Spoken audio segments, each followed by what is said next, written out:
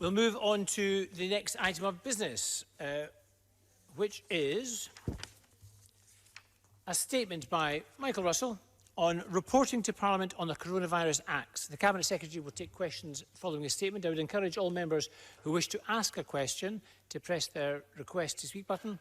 And I call on the Cabinet Secretary. Thank you, Presiding Officer. Presiding Officer, we all know that the coronavirus outbreak is unprecedented in our lifetimes and that it poses a severe and sustained threat to human life in Scotland. The human cost is only too apparent, not just in the tragedy of death, but also in illness, both physical and mental, and in the impact on all our lives. Jobs, businesses and the public service in Scotland have all been badly affected.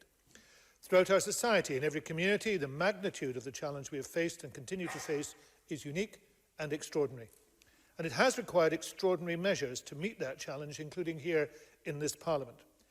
In our collective role as leaders of Scottish society, we have a responsibility to ensure that we all take necessary steps to protect the lives of people living in Scotland and to support their livelihoods. And in our role as legislators, we have a duty to make sure that we act for the public realm, keeping our statute book fit for purpose and provide the powers needed to tackle the virus and its effects. In short, our job is to secure the legislative and regulatory tools that will help to overcome the problems we face and remove any obstacles to that task. The UK Coronavirus Act and the two Scottish Acts provided new measures to help protect the public, maintain essential public services and support the economy. These measures are and remain necessary because of the continuing severe public health and economic challenges posed by the pandemic. Back in early March this year, the Four Nations Coronavirus Action Plan outlined the collective approach and closely integrated planning processes which were put in place across these islands, including changes to legislation where needed, to help prevent the spread of the outbreak and to combat the impact and consequences of the virus.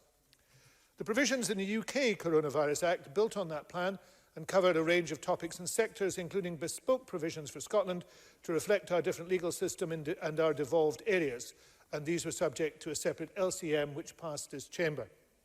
However, that Act, while laying reporting requirements on the UK Government every 2 months, did not do so for the devolved governments. The Coronavirus Scotland Act introduced further measures to support our own response here, and we took the opportunity then to institute formal reporting arrangements for the Scottish Government for the powers that the Act conferred. This Government will now report to this Parliament every 2 months on the continued necessity of all the measures in it and the use of the powers it contains. I also committed myself, when the first Scottish Act went through, to include the provisions of the UK Act as they related to Scotland in that reporting process. Today I have laid before Parliament the first report on the operation and continued necessity of the powers in both Acts. The report is a key plank in the Scottish Government's coronavirus strategy. Accountability is crucial to our work to suppress the virus. The report shows that the powers available to ministers have been used proportionately where it has been judged appropriate to do so, but that crucially they have not been used unless needed. That means that in some cases powers have not been commenced, as there is not a need to do so. More than 40 separate items are included in this first report. A great deal of work has been done within the Scottish Government, and I pay tribute to the team that have done it, and with our partners, to compile a report that is clear and readable, but which maintains the proportionate approach we set out at the start of this process to avoid placing undue pressures at this time on those who are properly prioritising saving lives. Our approach also reflects the fact that measures in the legislation are of varying degrees of significance in terms of their impacts and the level of interest in their operation. Some measures, Presiding Officer, in the legislation are of greater significance in terms of their potential impacts on individuals or groups, or their implications for equality and human rights. Some are of significant interest to Parliament for other reasons. And we have sought, where possible, to provide detail over and above the reporting requirements set out in the Scottish Act on the operation of these powers. A central aspect of our reporting approach is the equality, human rights and children's rights impacts of the legislation. We recognise that the Parliament's Equalities and Human Rights Committee is particularly attentive to these matters in relation to the Government's response to this crisis, and as far as we can in our reporting, we have sought to examine those impacts and include or signpost to information, including in relation to equality and protected characteristics. But there is more work we wish to do here, and this will be one aspect where we seek to further develop our approach for future reports. Where the powers in the legislation have been used in the reporting period to support our response to the pandemic, there are already some very positive examples of the benefits of this. including, for example, suspension of pension scheme rules, which have allowed former NHS staff to return to frontline NHS roles, adding vital capacity to the workforce. The establishment of a temporary social work register had, at the end of the reporting period, seen over 200 registrants available to be deployed to frontline services. Powers included within the Scottish Act have allowed for easing of restrictions around civil, alcohol and non-alcohol licensing regimes, working to ensure that this unprecedented disruption doesn't cause anyone to lose their licence through no fault of their own. They've also enabled extensions to be granted to planning permission, or planning permission in principle, should these lapse over the course of the emergency period. And we've been able to ease, temporarily, the reporting requirements imposed on some public bodies, where necessary, to enable them to direct their focus towards the efforts to respond to the emergency and to support, for example, access to documents by electronic means, where current social distancing restrictions mean that physical access is not possible. This report marks the beginning of our reporting process, with new measures having been in place for only a short time and new monitoring and reporting arrangements being established or in the process of being established to support their operation. We will continue to develop our reporting arrangements and keep the approach under review in response to the requirements of the Scottish Parliament. But in 2 instances, we have already responded to the views of committees and members about other items that should be included. In addition to the items from the second Scottish Coronavirus Act, our next report, which will be due following the end of the second reporting period on the 31st of July, will include information on SSIs, where their primary purpose relates to coronavirus. This follows the amendment during the second bill process originally proposed by Adam Tompkins and reflecting the views of the DPLR committee.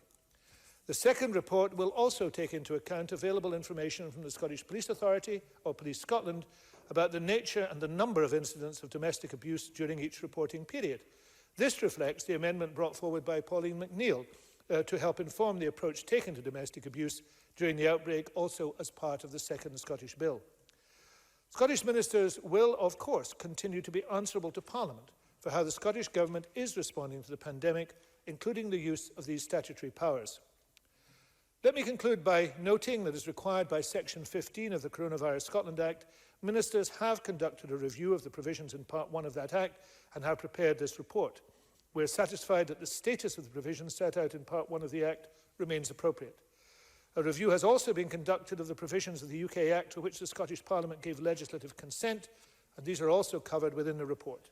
We are satisfied that the status of the provisions in the UK Act to which the Scottish Parliament gave its legislative consent remains appropriate. We now look forward to and welcome the opportunity of engagement with the Parliament as it considers its first report. Presiding Officer, the crisis we are going through is not as yet ended, but I can give one final assurance to the Parliament. When it is, these acts will not be needed and will be immediately set aside. Moreover, we will take any and every opportunity we can to set aside some of the provisions of these acts, even if the whole of the acts cannot be rescinded, whenever it is safe to do so. And in that connection, I'm pleased to be able to inform the Chamber that the use of one provision has already been revoked. On the 11th of May 2020, the Minister for Public Health, Sport and Wellbeing signed a direction which revoked the use of the provision on the suspension of death certification review. We are, Presiding Officer, in exceptional times. These are exceptional measures. All of us want those times to be over, and with them these measures, which are born only out of necessity.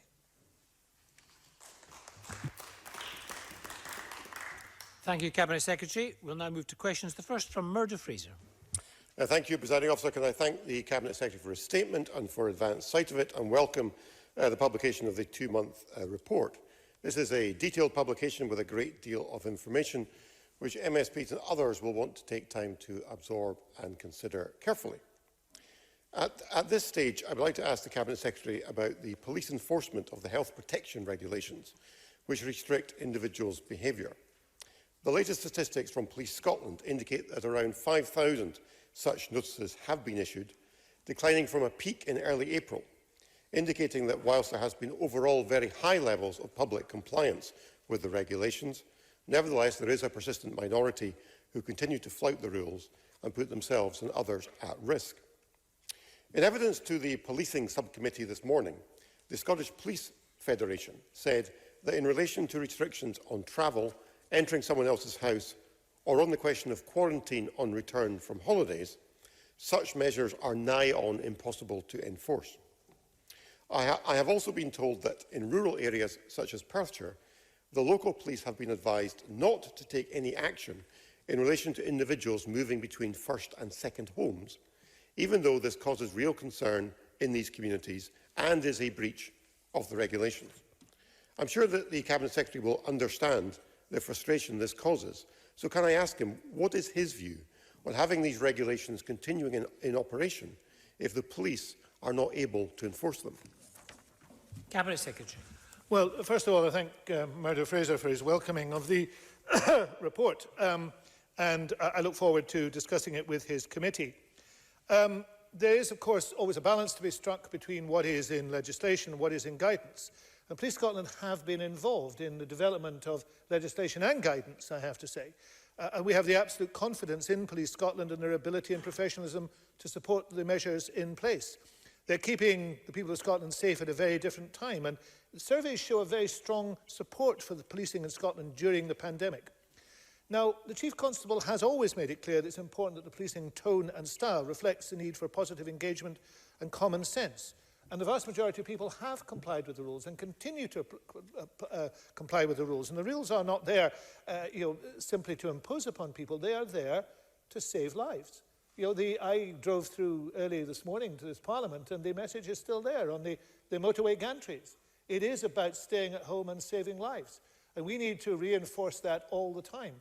And we also need to be able to say to our neighbours and to our friends that observing the rules in that way remains absolutely essential. Now, I'm sure the police will continue to underwrite that too, to try and engage in their 4E strategy, to try and explain to people why this is important, but I'm sure they will enforce the regulations as they are. And the regulations are in place and can be enforced. And I don't think we should send out from this chamber any other message but the fact that the regulations are enforced and can be and will be enforced if that is required. Alec Rowley. Yeah, thank you. The report is a welcomed report, and there is a fair amount of detail in here, as others have said, that MSPs will want to look at.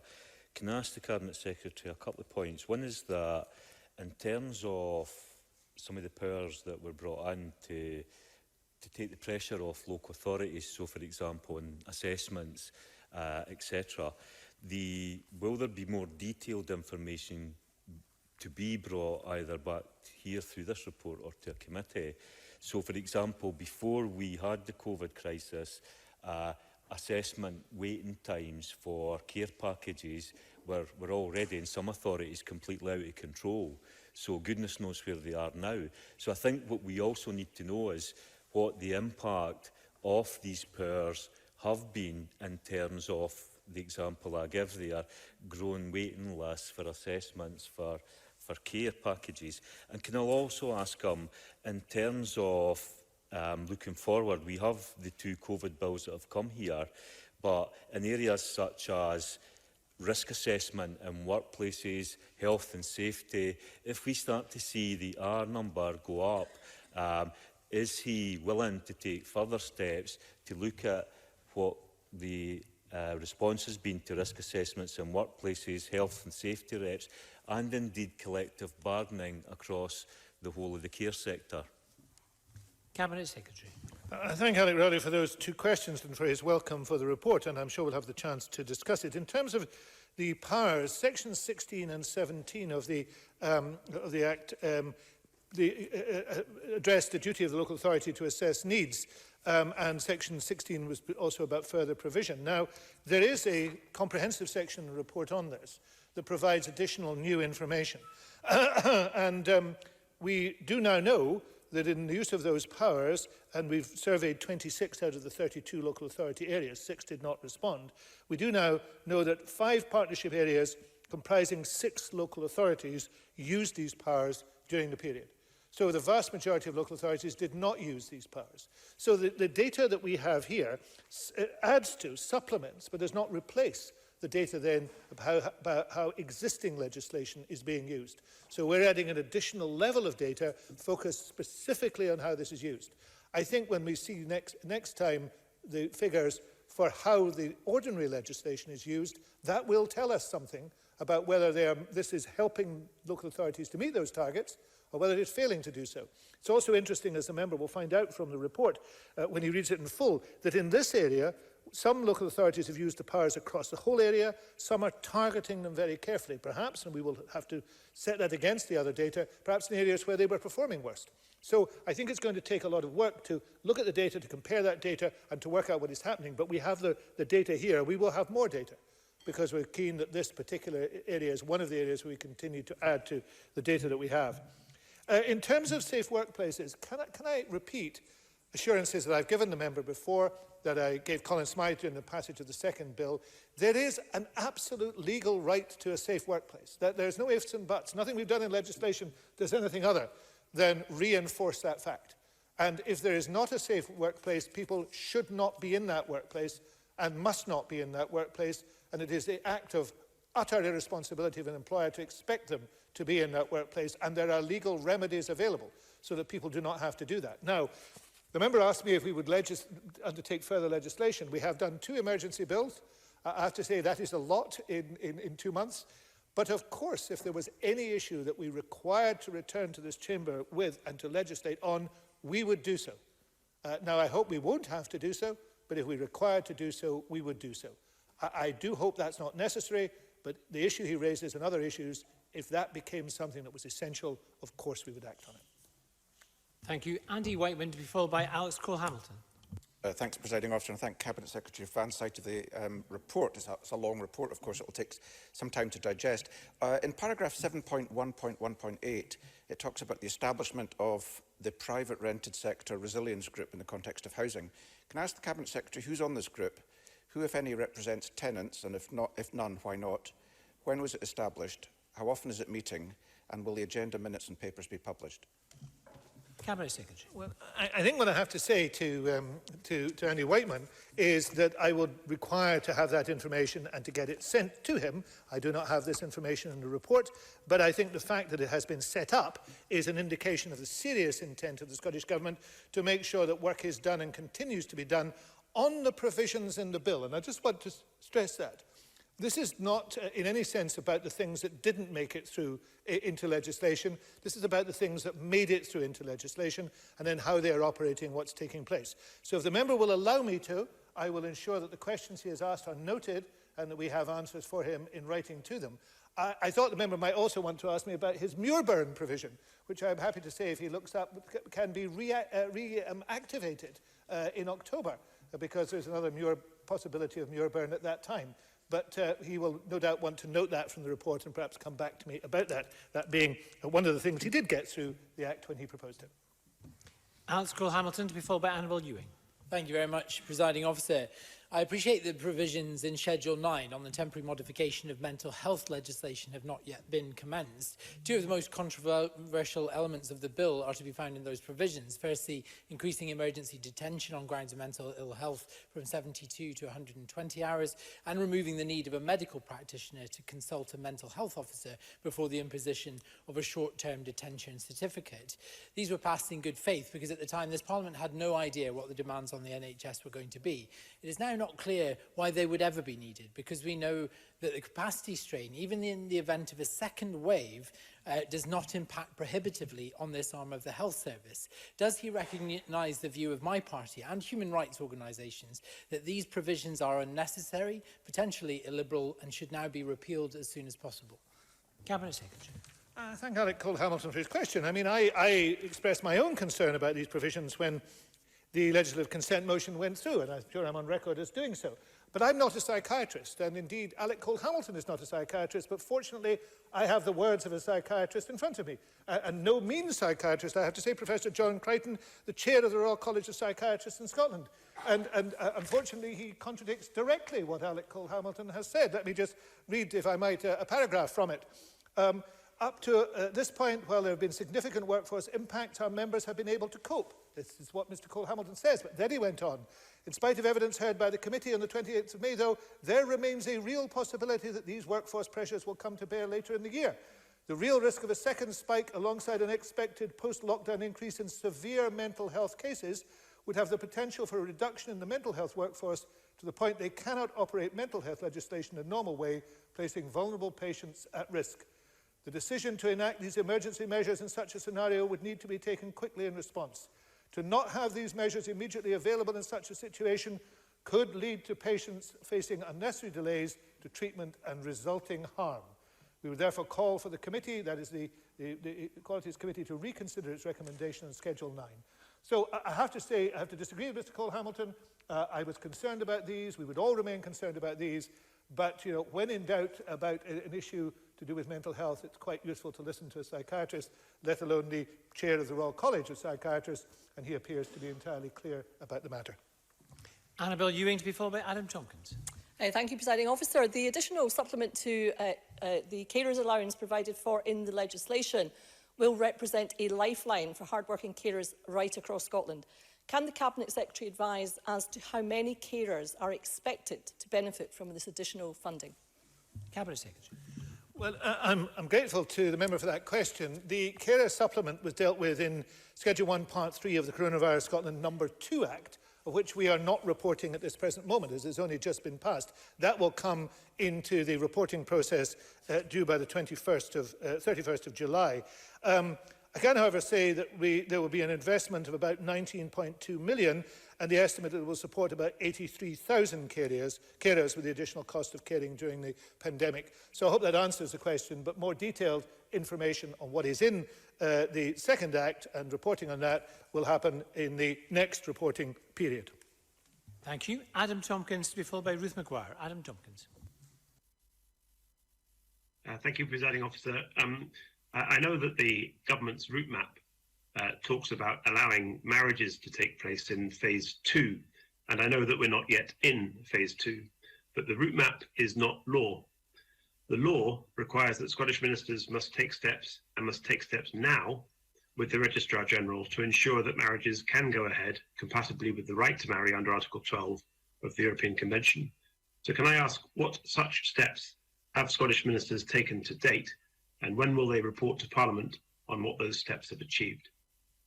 Cabinet Secretary. Mr Tompkins, I know, has shown a particular interest in this subject, and I commend it because I think it is a very serious and important subject.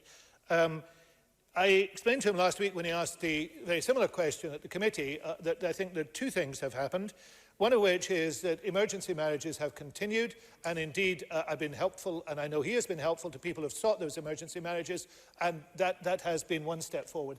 The second one is in the route map, that the route map now says that marriages will recommence, and it does so in a proportionate and sensible way, bearing in mind all the difficulties and pressures and the judgments that have to be reached about each item. I am very hopeful that that will be not long delayed, and therefore that will have brought it forward, and the pressure that Professor Tompkins has put on this and others have put on this will result in marriages taking place sooner than they otherwise would have done, and I think that's very important. Ruth McGuire to be followed by James Kelly. Ruth McGuire. Presiding Officer, measures in these bills have greatly reduced homelessness. The Equalities and Human Rights Committee heard from the Homeless Network Scotland that rough sleeper numbers are down to about 30. Can I ask the Cabinet Secretary what the Scottish Government will do to ensure that we don't go backwards once these bills expire? Cabinet Secretary. Thank you, Presiding Officer. I think all of us will share that view. I think that has been a useful and very helpful step forward. Everybody regrets how it has happened, but I think it is something that we should say has been effective, and we want to continue to be effective. I know that the Minister has addressed this chamber on that issue and will do so again. I would simply ask him to, I'll ask him to write to the member with further details, but the intention, I know, is to make sure it does not happen again. That is out with the purview of this legislation and this report, because this report is about what we did and how we changed the legislation within this Parliament. What happens next would obviously require, and does require, a continued effort under existing legislation and possibly under new rules and legislation. So I'll ask him to give that in detail to the member, but I think we would all agree that that is something that has to happen. Thank you. James Kelly to be followed by Fulton McGregor. Thank you, Presiding Officer. For emergency legislation to be effective, it requires proper consultation with stakeholders in Parliament. It's therefore regrettable that the Scottish Police Federation, in a submission to the Justice Policing Subcommittee, have said that the consultation was too little in regard to the new regulations. Does the Cabinet Secretary therefore accept that as we move through the different phases of emerging through lockdown, that there must be a more effective effort to work with stakeholders like the Scottish Police Federation on new regulations? Cabinet Secretary. I'd want to address that question in two parts. The first part is, by definition, emergency legislation is emergency. So you can't undertake the full consultation you would normally wish to take in any bill. So I think one just has to accept that that is a truncated process. People do what they can do, they listen to what they can get hold of, and they try very hard to get balanced legislation. Of course, as time goes on, people have the opportunity to give information, they have the opportunity to give views. I would doubt there is a member in this chamber that has not heard in detail from a whole range of organisations about a whole range of issues to do with the current regulations and how they may change and how they may develop. And that is also part of the consultation. And I'm sure members have made those representations, as have many bodies. Many bodies have made those representations, and officials are still regularly talking to organisations about how to take forward. So, of course, there needs to be continued discussion, because that's the basis of the confidence in regulations. But when you start on the process of emergency legislation, particularly as we had to do a major LCM and 2 bills in something less than 8 weeks, then clearly it is not going to be the same nature of consultation as it would be for a piece of legislation that may take 6 to 8 months to a year or longer to develop, and then 9 months to go through this chamber. That quite clearly you're talking about 2 different processes. Fulton McGregor, to be followed by Oliver Mundell. Thank you, Presiding Officer. A range of the powers in these bills are intended to prevent delays and backlogs in the justice system. So, moving on a bit from James Kelly's previous question, can the Cabinet Secretary advise whether these measures are proving to be effective in terms of mitigating delays and enabling our justice system to continue to function effectively? Cabinet Secretary. I think the member will discover in the report, when he has the pleasure of reading it, that there is detail given on all the legal provisions within the bill, and they would indicate where those have been used, which is in the majority of cases, and how they are regarded as being effective. And I think the conclusion to be reached is that these measures have been effective. Some clearly are not going to operate as fully as you would expect if, for example, there are no jury trials taking place. But what we have here are the measures that were felt to be required immediately to make a difference. And I think the report indicates that in almost all the cases, those have made a difference, small or large, but have made a difference and have served their purpose and will continue to serve their purpose. And I should stress that point. Some of these changes are only kicking in now as the issues of the pandemic develop, and therefore one should look in the next report and perhaps in the report after that for a continued utility for some and perhaps less of a usage of others. Oliver Mundell, to be followed by Shona Robertson. Thank you, Presiding Officer. I know there's some commentary in the report, but given that the prisoner release process has finished, can the Cabinet Secretary explain why these powers have not yet been revoked, and can he confirm that there are no plans to release further prisoners? Cabinet Secretary. As far as I'm aware, the report here is completely up to date. I think the question of whether there would be any further release is unlikely given the criteria that are applied. But I want the member to have that assurance from the Cabinet Secretary for Justice rather than myself, and I shall ask him to give it to him. But the issue in here is how the powers have been used. Whether those powers come to an end will require, I think, a recommendation from the Justice Secretary, and no doubt he will want to consult and probably consult the Justice Committee on those matters too. But the report in here is about how they have been used, the criteria, which also involves those number of prisoners who have not been granted early release for reasons given in the report. Shona Robertson, to be followed by Monica Lennon. Shona Robertson. Thank you. Staying at home has been a vital part of preventing the spread of the virus. Measures to increase housing security have been an important part of enabling this. So can the Cabinet Secretary advise whether the emergency measures to increase housing security are proving to be effective? And can he advise how levels of rent arrears are being monitored to ensure that measures remain in place for as long as necessary? Cabinet Secretary. Yes, I think that the report contains useful detail that indicates that the measures have been not only well received but well used and will continue to be so. I know that the Minister, Kevin Stewart, will want to look at and is looking at the continued use of these powers and how much longer they would be required to be used. And I think quite clearly, given what we know presently, there will need to be these powers in place for some further period of time, and the Minister at the appropriate moment will be able to come to the Chamber and make those recommendations. Monica Lennon to be followed by Gillian Martin. Monica Lennon. Thank you, Presiding Officer. I welcome the report and in particular the information that pages 56 and 57 on social work assessments, but I'm disappointed that not all local authorities replied to the survey. Can I ask the Cabinet Secretary if he can provide a list of the local authorities who have used the legislation and to tell us the authorities who didn't reply to the survey, please?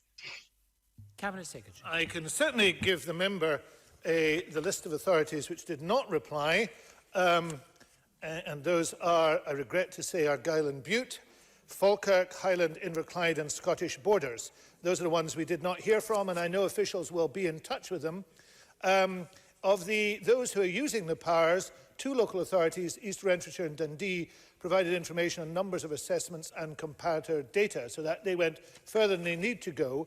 I think that it's perfectly possible, although I don't seem to have the information here, that I can provide the committee, of which Monica Lennon is the Vice Chair, with information on the local authorities who are using them. I can't see any difficulty in that. And perhaps we can flesh that out if the committee wishes to ask further questions about this section.